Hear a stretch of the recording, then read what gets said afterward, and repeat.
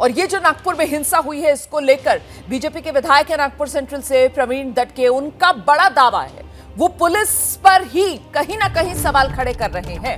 Police पर ही खुद BJP विधायक प्रवीण दटके सवाल उठा रहे हैं। बार बार फोन करने पर भी पुलिस नहीं आई, ये प्रवीण दटके की तरफ से कहा जा रहा है। जब तक पुलिस पहुंची तब तक दंगाई फरार हो चुके थे। सुनिए। ये पूरा तय किया हुआ सभी विषय हुआ था। सुबह का एक आंदोलन हुआ, उसके बाद गणेशपेट पुलिस स्टेशन के विषय हुआ और वो शांत हुआ। शाम को अभी मैं यहाँ अभी सुबह 6-6:15 बजे आया हूँ। यानी 2 दुकान हिंदुओं के होंगे और उसके बीच में 2 दुकान मुस्लिम के होंगे, तो सिर्फ हिंदुओं के मकान में घुसे, मुस्लिम मतदारों को कुछ नहीं हुआ। वो ठेला दिख रहा है आपको वहाँ, एक मिनट, वो दवाखाने के पास एक ठेला दिख रहा है, एक मुस्लिम बांधव का है, उसको कुछ नहीं हुआ। उसके बाजू में एक बूढ़ी माँ का ठेला था, वो टूट गया। ये डॉक्टर बंडू क्लिनिक, उसके घर तक, मंदिर तक, अंदर तक घुसे, छोटी बच्ची है 5 साल की। और पहले सब कैमरे टूटे, बाद में चुन कर वहाँ तक, उनके घर तक, उनके अंदर तलवार, ये सब दिख रहा है। पूरा वेल प्लान सारा विषय दिख रहा है। मैं अभी सीपी साहब से सुबह में भी मैंने बात की। ये जो जगह है, ये बहुत सेंसिटिव जगह है। यदि शहर में कभी भी कुछ होता है तो पहले 10-20 पुलिस वाले इस चौराहे पे खड़े रहते। कल संजय सिंह नाम के एक पिया है, उनको यहाँ के नागरिकों ने 2-2 घंटे पहले फ़ोन लगाए। 10 बजे से फ़ोन लगाए। ये घटना 12, 1, 1:30 बजे हुई। 10 बजे से फ़ोन लगाए, वो कहीं बिजी होंगे, उनका फ़ोन बंद था कुछ। मैंने खुद फ़ोन लगाया था।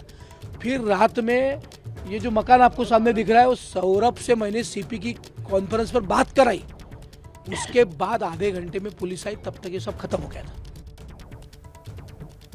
आइए सीधे आपको लेकर चलेंगे नागपुर। हमारे सहयोगी मृत्युंजय सिंह वहीं पर मौजूद हैं और हर तस्वीर सबसे पहले आप तक पहुंचाने का काम कर रहे हैं। मृत्युंजय से जानते हैं कि कल बीती रात हिंसा की काली रात, आज की सुबह अभी की तस्वीर क्या है। मृत्युंजय, पहले वो दिखा दीजिए। अभी की तस्वीर कई सवालों के साथ सामने आ रही है कि आखिरकार ये हुआ कैसे, क्या ये प्रायोजित था, इसके पीछे कौन लोग थे, उनकी मंशा क्या थी, कितने योजनाबद्ध तरीके से ये दंगा किया गया। जो बयान अभी विधायक ने कहा, उस बयान को हम तस्वीरों के माध्यम से दिखाते हैं। यहाँ आपको नज़र आएगी कुछ सीसीटीवी फुटेज, सीसीटीवी मशीन यहाँ पर तोड़ी गई है। यानी कि सबसे पहले जहाँ सबूत इकट्ठा हो, ऐसी चीज़ को ही नष्ट कर दो।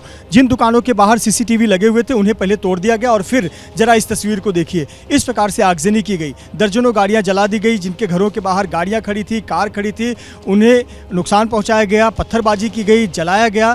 ये घर आपको सामने नज़र आएगा। उस घर के ठीक बाहर आप कल्पना कीजिए कि घर के दरवाजे पर इस प्रकार से अगर आगजनी हो जाए, गाड़ी पर आग लगा दी जाए, तो घर के अंदर जो लोग फंसे हुए हैं उनकी हालत क्या हो रही होगी। और जरा उस दीवार पर तस्वीर देखिए, लगभग 10 फुट, वो निशान आपको लाल लाल नज़र आ रहे हैं, वो पेंट नहीं है, वो पत्थर के निशान है। जो पत्थरबाजी की गई थी, उस पत्थर के निशान है। तो कल्पना कीजिए कितनी पत्थर फेंके गए थे, जो कि वहाँ दीवार पर उसकी तस्वीरें, उसके निशान अभी भी कैद हैं। सामने आपको एक दंपत्ति नज़र आ रहे होंगे जो परेशान है, क्योंकि वो बाल बचे हैं।